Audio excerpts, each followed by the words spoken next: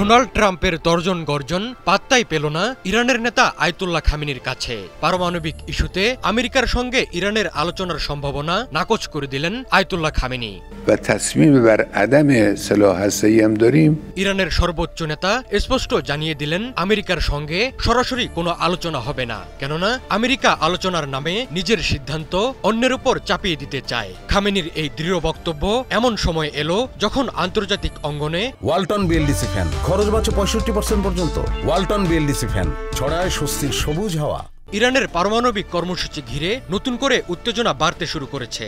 ইরানকে দেখানো হচ্ছে নিষেধাজ্ঞার ভয়, তবে এতে মোটেও ভীত নয় ইসলামী বিপ্লবের দেশটি।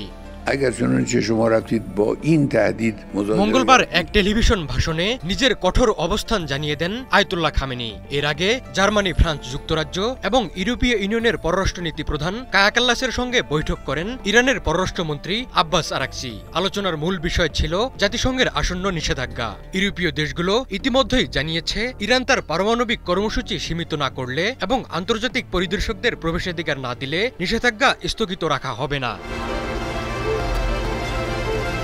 ইরানের পরমাণু কর্মসূচি ইস্যুতে গত 19 সেপ্টেম্বর জাতিসংঘ নিরাপত্তা পরিষদে দেশটির উপর অর্থনৈতিক নিষেধাজ্ঞা পুনর্বহালের প্রস্তাব পাশ হয়। আগামী কয়েকদিনের মধ্যে কোনো গুরুত্বপূর্ণ চুক্তি না হলে আগামী 28 সেপ্টেম্বর থেকে ইরানের উপর ইউরোপীয় নিষেধাজ্ঞাগুলো পুনর্বহাল হবে, যা 2015 সালের ঐতিহাসিক পরমাণু চুক্তির আওতায় প্রত্যাহার করা হয়েছিল। এমন পরিস্থিতিতে থেমে নেই কূটনীতিক তৎপরতা। যুক্তরাজ্য ও যুক্তরাষ্ট্র জানিয়েছে তারা ইরানের সঙ্গে সরাসরি আলোচনায় বসতে প্রস্তুত, তবে কঠোর অবস্থান ধরে রেখেছে ইরান।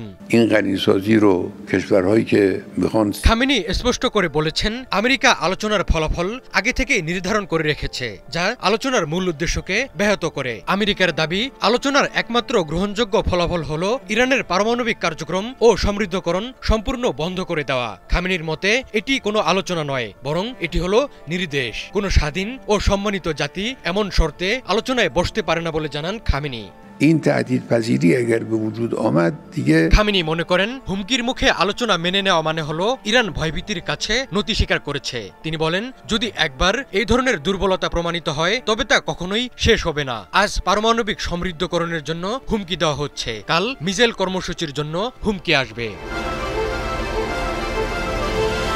এদিকে ইরানের কট্টরপন্থী সংসদ সদস্যরা পারমাণবিক বোমা তৈরির দাবি জানিয়েছেন। মাশহাদ শহরের এক এমপির নেতৃত্বে পার্লামেন্টের 70 জন সদস্য একটি চিঠিতে সই করেছেন। চিঠিতে যত দ্রুত সম্ভব পরমাণু অস্ত্র তৈরির দাবি জানানো হয়েছে।